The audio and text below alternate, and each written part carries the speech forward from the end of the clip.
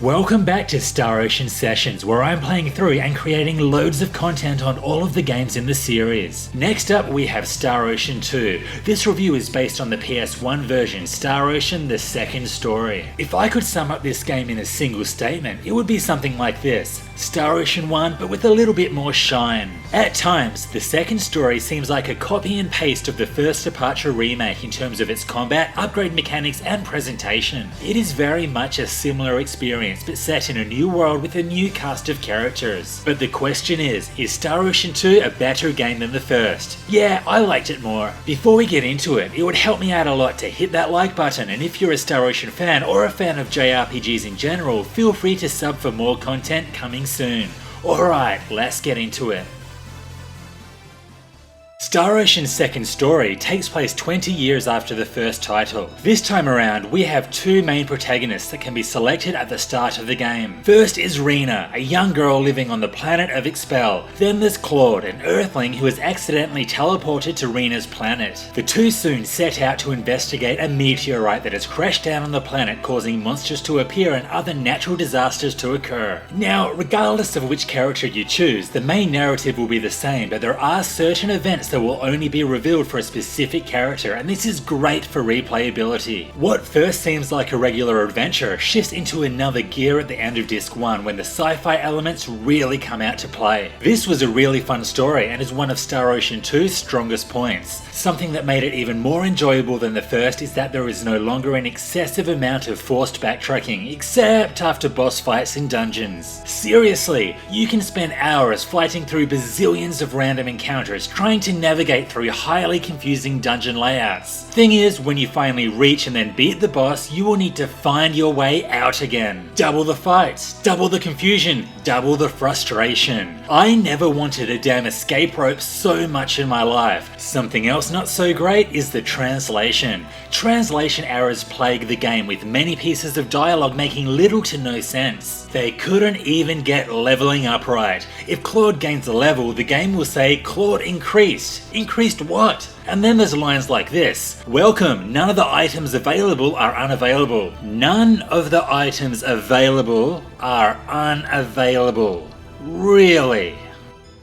The private action mechanics from Star Ocean 1 make a return. Basically, there are a load of scenes that can be found around the world if a location is visited at a certain point in time. These private actions are not only great for character building, but viewing them or making certain dialogue choices within them will assist in unlocking some of the 86 endings. That's right, there are 86 different endings. Absolutely insane. To be honest, I did run around the place trying to find as many of these as possible, but there were so many that I missed. You see, just like the first Star Ocean, second story is also very walkthrough dependent in more ways than one. And also just like the first Star Ocean, I highly recommend using guides to get the most out of the game, because there is a lot of content crammed into these two shiny PS1 discs. In addition to the two main characters' points of views, missable party members, and the loads of private actions and endings, there's also an optional dungeon, a theme park city not unlike the Gold Saucer, and multiple difficulty levels that can be unlocked for future playthroughs. The amount of content here is really awesome. Star Ocean's second story looks and plays a lot like the First Departure remake. In fact, First Departure uses a slightly altered version of second story's engine. And like I said in my previous review, I really dig the art style here. Sprites on pre-rendered backgrounds tick all of the boxes for me. But the world map is a different story. I have never in my life experienced a world map with such severe pop-in. These environments pop up more than Clippy did in the early 2000s. I give you my word. Seriously, I excel at these jokes. The voice acting in second story is limited to the battles, with characters constantly yelling out during combat. The actual quality of these voice recordings sounds super compressed, so I'm not sure what's happening there. Everyone stay back. Be careful. First At least the music is great. The soundtrack was fully composed by industry veteran Motoi Sakuraba, so enough said about that.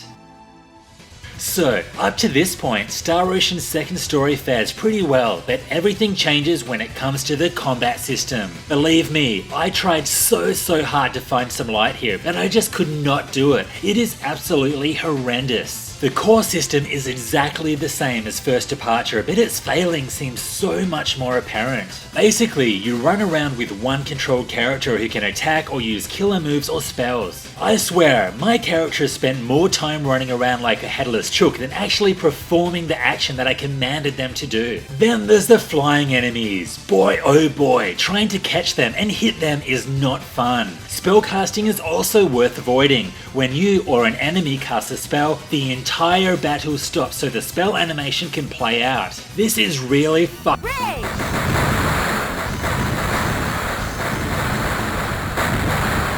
annoying. And trying to select a specific enemy? Don't do that either. You can either automatically target enemies or choose to stop the battle to select an enemy every time you press the attack button. The worst part is you will be forced into loads of random battles, so all I can say is be prepared for the pain. Also worth noting is that there are some strangely strong mobs in dungeons that can wipe you out in an instant, often through spell spamming or status inflicting attacks. More often than not, it's a matter of identifying them early, then running from them for the rest of your life. These mobs aside, Second Story is a fairly easy game, with most bosses only requiring you to spam the attack button. That is, until a certain endgame difficulty spike, which is entirely unnecessary. This came out of nowhere, and I was forced to use a guide to create the best equipment possible through the skill system.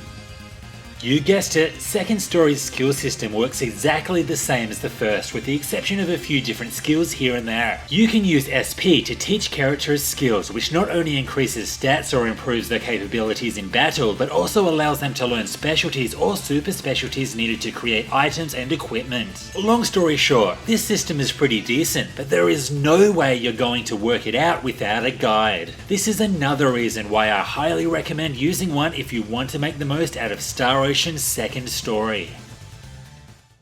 While Star Ocean the Second Story provides an almost identical experience to First Departure, I will admit I liked it a little bit more. This is largely because of the story, which I felt was slightly more engaging than its predecessor, even if there is some horrible translation. Second Story should also be commended on its size. While the main story will only take about 25 hours to get through, there is a lot of optional content, scenes and endings that require multiple playthroughs. But unfortunately, I cannot rate this game any higher due to the horrible combat system. I'm also not a fan of the game being so guide dependent, but that's just me. What did you think of Star Ocean the Second Story? Did you like it more than the first? Let me know in the comments below. With this one down, it is now time for Star Ocean till the end of time, so stay tuned for that. This was Hellfire RPGs, thanks for watching. Hit like and sub for loads more RPG and Star Ocean content coming soon. See you next time.